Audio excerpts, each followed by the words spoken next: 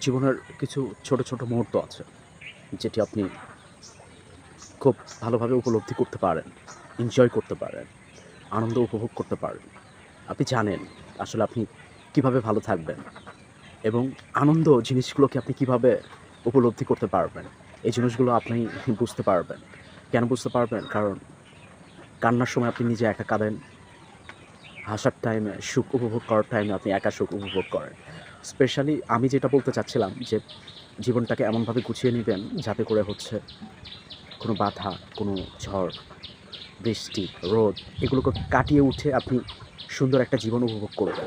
So উপভোগ করার জন্য আপনাকে যেটা করতে হবে যে আপনি ভালো কিছু করতে হবে। ভালো মোটিভেশন তৈরি করতে হবে। জীবনকে গুছিয়ে নিতে হবে।